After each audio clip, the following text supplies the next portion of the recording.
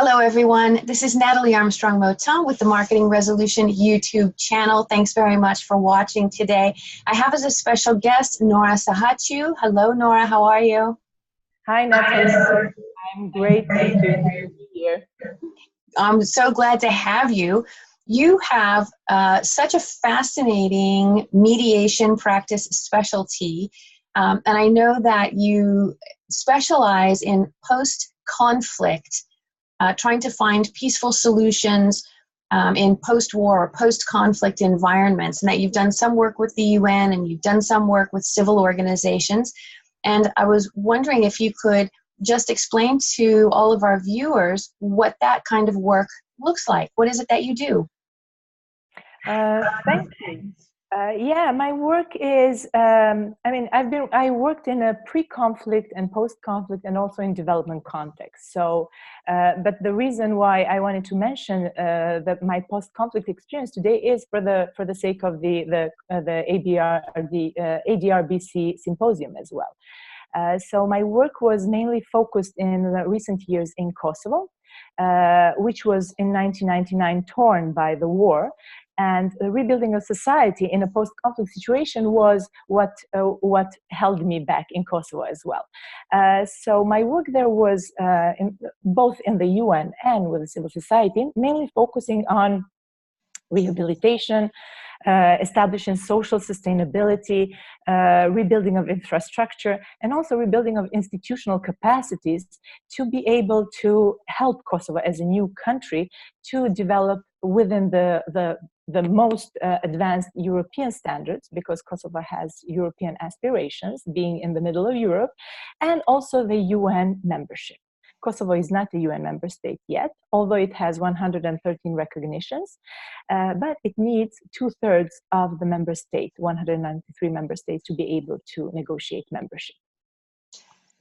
I'm just overwhelmed at the idea of trying to help a group that large, that is so diverse in religion, so diverse in tradition, so diverse in language and experience. That's an enormous endeavor that you've undertaken. And I know that you're not alone in this work, but that's still a really, really big project. How do you reach out to the people that you think might need your assistance? How do you help people? It was really a situation where after the conflict of 99, people returned to their homes. They found destroyed infrastructure. They lost their people, their families. There was human loss. And also there was huge environmental degradation because of the war and the bombing. People still had that enthusiasm to rebuild their country. They went back with a wish to help the government, the newly established institutions of Kosovo, with their new vision about a future Kosovo, which is really with the highest standards, abiding by human rights, laws, and all of the international treaty bodies. So all of the people had that enthusiasm in them to get together and to rebuild their country. And that enthusiasm actually kept Kosovo, because at one point of time they were the happiest people in the world in 2008. And that kept them going in rebuilding institutions. Reaching out to the majority community, which was the Albanian community, was not that difficult. The difficult part was reaching out to Serb communities who had fled Kosovo after the war because of the Serbian oppression towards Kosovo Albanians. And this is where the institutions of Kosovo, together with the support of international community and the civil society organizations, were reaching out to Serb communities to try to bring them back to Kosovo, so that everybody has a right in this vision of Kosovo for Kosovo is everybody's home, so that they can come back to their home and reestablish their livelihoods back in Kosovo. And this is where my involvement with Partners Kosovo started, because that was the Center for Conflict Management, where I worked specifically on mediation. And that's where I learned about what mediation means actually in rebuilding community trust and rebuilding inter-ethnic relations, so that there can be a sustained and durable peace in place. It's such a lovely message that you have given me a very short picture of, but I really like that the people in the region, regardless of the horrific things that happened to them personally and to their businesses and to their families and their properties, hope endures. And you just need to give people just a little assistance, just a little spark to light that fire and help them move things forward. So I think the work you're doing is really, really important work, and I love your passion about it. And now, is this going to be the topic that you're speaking on at the ADR-BC Symposium? Yes, actually, I'm going to talk about this specific experience in post-conflict mediation between communities, in creating new lines of communication, reestablishing their trust, and a little bit about transitional justice, which is an important part of building peace and sustaining peace in not only in Kosovo but also around the world. And if we just step back a little bit and look at the new UN agenda for sustainable development, which is the Secretary General's biggest undertaking of humanity, this agenda sets the peace and development nexus to work much closer together, because you cannot achieve development if you have conflict in a society. You cannot have economic development if you have people fighting still for their rights, and if the politics has a negative influence in the society. And this is what my work is, something that I would like to share with the audience in the ADR-BC Symposium.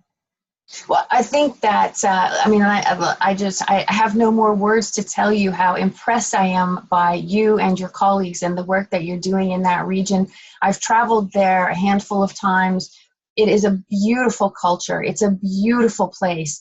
It's magnificent history and a richness in everything, the food, the music, the warmth of the people. It's just a magnificent region.